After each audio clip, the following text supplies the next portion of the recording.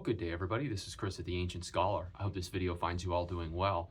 So in this video, I'm going to talk about something a bit unique to the types of videos that I do, but I still think it might be helpful for some of you. And that is talking about the self-application of a commercially packaged tourniquet.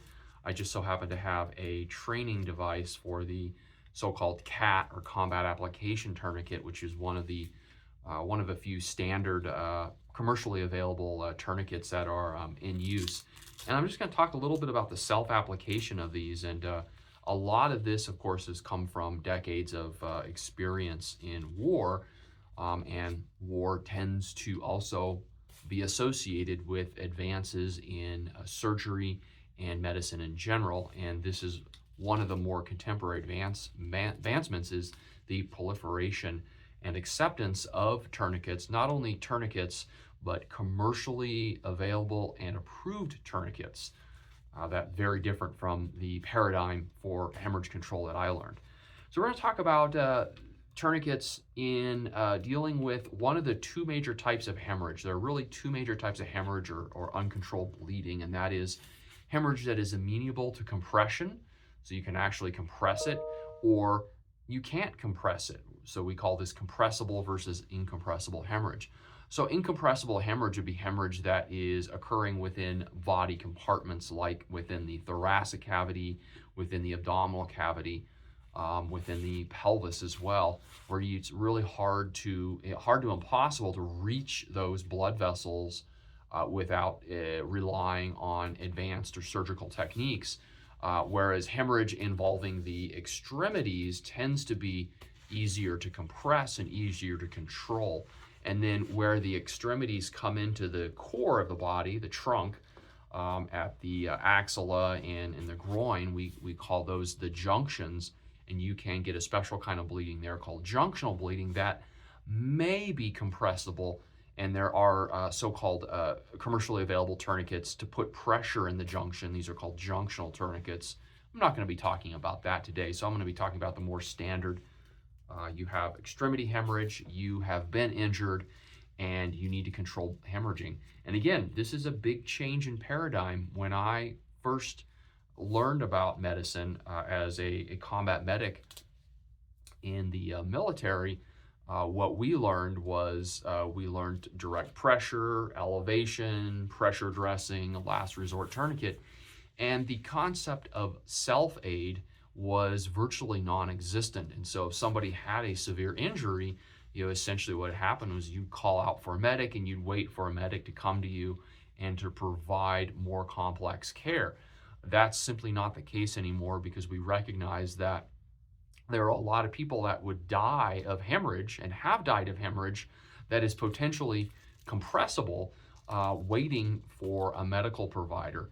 And so at this stage in the game, at least in the military setting, in the combat arms setting, anybody who is going to be working in a theater is going to receive a basic medical package as a part of their even as early as their basic training, but certainly as a part of their pre-deployment workup.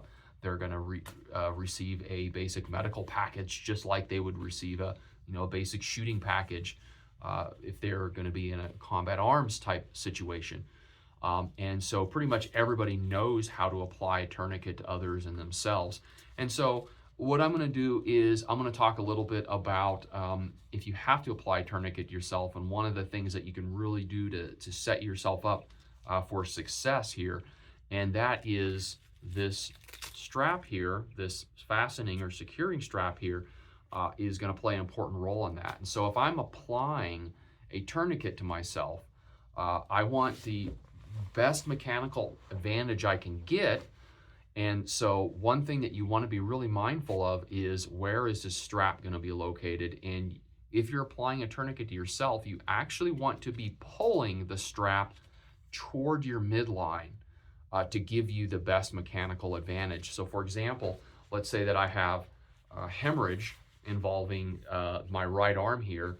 Okay, what I want to do is, if I apply the tourniquet like this, with the strap pointing away from my midline, that doesn't give me good mechanical advantage, right? So I'm having to pull this way, and ultimately I end up pulling toward the midline. So what you really want to do is you want to set yourself up for success.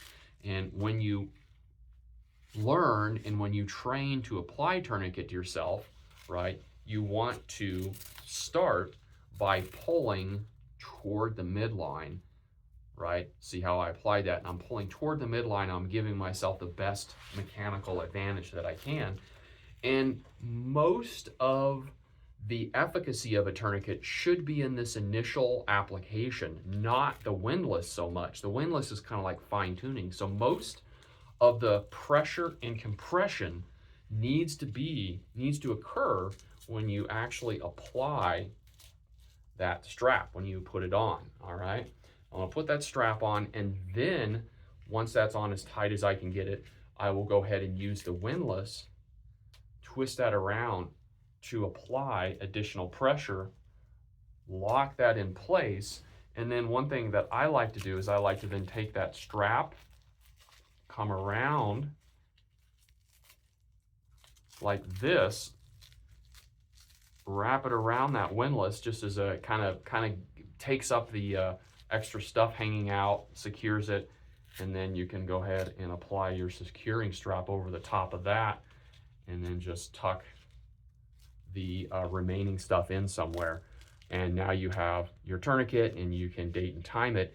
And then you all should be able to see here, the ultimate goal is to control the hemorrhage, but some other things that you will likely see if I push, not sure if that's going to show up on the video very well. Let me try it again here.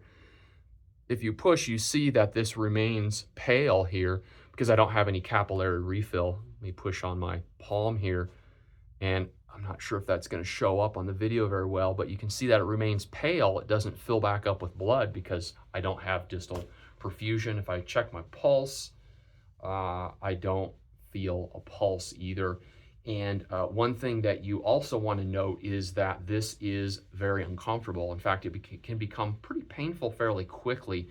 And that's also why when you are learning how to apply tourniquets, I think it behooves you not only to learn how to apply it to yourself as a part of self-aid, but to actually keep that tourniquet on yourself for an extended period of time, for maybe several minutes.